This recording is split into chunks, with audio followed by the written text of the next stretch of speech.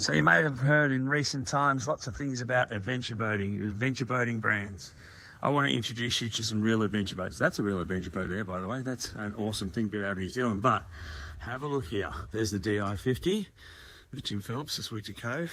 And we have Diamond Bay 44. So there's two 44s lined up here. These are built at, this is the efficient 44s. These are built at a wooden boat shop in Sorrento. And we as a fleet have just crossed the Great Australian Bight, and these are real adventure boats. These things are just unbelievable. I'll give you a tour through that one in a minute.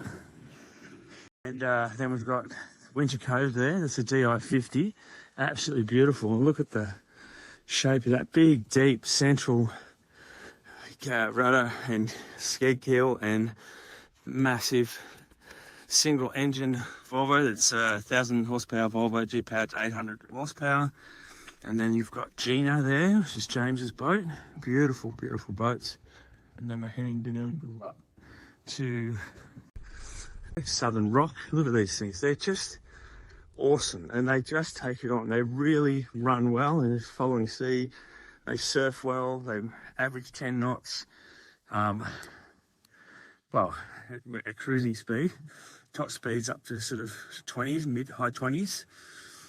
There's the smallest of the fleet. That's Squirrely Cove. She's a 38 shearwater. Absolutely beautiful. Beautiful boats. And they just are built to do what they're meant to do, adventuring. I mean, these guys have been catching tuna right down the coast. We left Port Lincoln, then we went up to, stepped our way up the coast to Sejuna, to Streaky Bay, Avoid Bay, a place like that. And we've just been, you know, we did more of a delivery schedule because we were delivering the boat for the owner. These guys have come in yesterday and they'll be leaving tomorrow and they'll be on, and they have a yacht with them as well. And that is this Helga Dust, this beautiful yacht. She'll leave a bit earlier today. Okay. Now let me have a quick walk through this beautiful boat here. Morning, how are you? Hey, this beautiful boat here, we're going to have a look. This is an efficient 44. She is absolutely spectacular. Just spent the last 2 days cleaning, getting her ready for the owner to come back to her. So let me go in here. And look at this. This is just a piece of furniture. Beautiful, beautiful, beautiful thing. She's just gorgeous. I'll have to zoom out. I'll just do a quick zoom out so we can get more in on 0.5. Okay. All right, so this is it. Look at all this brass, the timber, beautiful. Little cabinets here, the drawers. It's just gorgeous. And then I'll turn some lights on. That's just, everything's just beautiful, nice features. Classic style with modern boating. I'm standing on top of a beautiful big Volvo, I think 750, yeah, Volvo D11. Pushes this boat along. So just the idea of fuel burn. This boat we did Sejuna to Deal Island. We were averaging 2 litres per nautical mile. Winter Cove over there, Tim had her sitting at 10 knots and she did 1.6 litres per nautical mile. She's a 50-foot boat at 10 knots. So we were doing 10 knots in this. We had a little bit of following sea in this one. And yeah, we were doing some nice surfing. And we were getting up to 16 to 18 knot surfing. Yeah, so that's a bolster thing that goes on the table here, which allows the table to go down. This has a sleeper there. You have a sleeper down here. That converts, there's an area behind there, so the sleeper goes back in up there. I've just finished dressing the boat, so got our radios, our things, our EPIRBs, safety kit, our personal device, personal EPIRBs. And have a look at this heads. It's absolutely spectacular. Hello. Look at that. Everything's copper. No case of rust. Now I'm 6'3" and a little wide across the shoulders, and I can happily have a shower in that. It was to the point where, you know, you go club shower at the marina or boat shower. Well, let's just boat shower. Now this is the forward cabin. This beautiful big light above it with electric, so that all winds back beautifully. And look at that little fan, and then all the nets, cargo nets. And you've got your anchor locker up there, so you can flick your chain in as it's coming in. So you've got your crew can be there squirreling the chain. Oh, I've got to put this one back up. No, just up there. TV, obviously everything has Starlink now. But even just like the way the door's closed, like this door is so beautiful and heavy, and then kadunk. No click clack, kadunk goes the doors. So sitting at this beautiful little lights here. Everything's just works. Full access to the wiring in behind here. Let me just show you the style of this wiring, if I can. Give me 1 second. I'm going to put you down for a minute. There you go. Now have a look at this wiring. All done once, done right by the Wooden Boat Shop. Just beautiful. Now that's the 44, efficient 44. Now the 50s are a bigger version of this, got a little bit more, a bit more to them, obviously. And then have a look at this.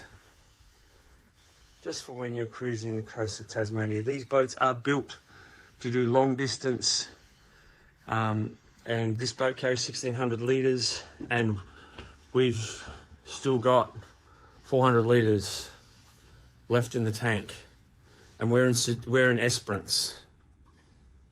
Work it out. I've heard of boats that use the words up to with 3,500 litres of fuel and a cruising speed of up to 24 knots will give you up to 295 nautical miles. No, we've just did the longest stretch we did was 550, and we were never thinking we were thirsty for fuel. They got little lights and things. Yeah. Rain marine system.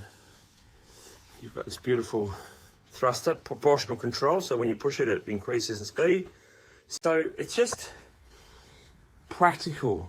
Wallace, diesel, cooktop. Used it, love it, very good. Better than gas. Gimbal would be good, but it's a power boat, and then you've got your Wallace oven there. Really good system. But there you go. Oh, of course you've got to have your cray pots. And there's a cray pot hauler down below, and then all down here it's storage. There's a torpedo engine, there's a tender on the back, torpedo engine, petrol engine down there, all the bits and pieces, all the bells and whistles. Seriously industrial steering system, but there it is. And then you've got this nice big sunroof over your top. Very cool. Very cool. So, enough bling, but not too much that you've got heaps of problems and heaps of issues to sort out if something goes wrong. Everything's practical, like these doors. I mean, have a look at this seat, it's beautiful. How gorgeous is that? Now you look at that and you go, it looks a bit hard to sit on. We sat on that for hours and hours and hours and hours. No cushions, nothing. It is, I don't know, the ergonomics of it just work. That goes up like that, then you've got a sort of a bolster position.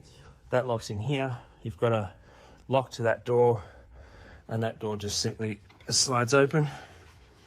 Yep, slide shut. Now you may be looking at all the brass and all the bronze and the copper and brass and thinking, oh, it's all a bit tarnished and all that. But you know what? That's the point. If you want to spend hours and hours and hours polishing all this, you can go right ahead and do that and make it all very shiny and polishy. But the idea of these metals are they tarnish themselves and they don't deteriorate any further. Anyway, there we go. Beautiful table there. Deck chairs. Hope you've enjoyed the tour of this lovely, efficient 44. It's been an absolute pleasure to be on board her.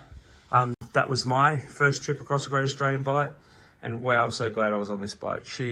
We had some lumpy stuff on the second day coming into Door Island, and wow, did she surf. Top speed was 18.6. I didn't get that. I wasn't on the watch at the time, but I got 18.2. So, and that's just surfing with that big, beautiful rudder down the back there. So, welcome to the real adventure boats.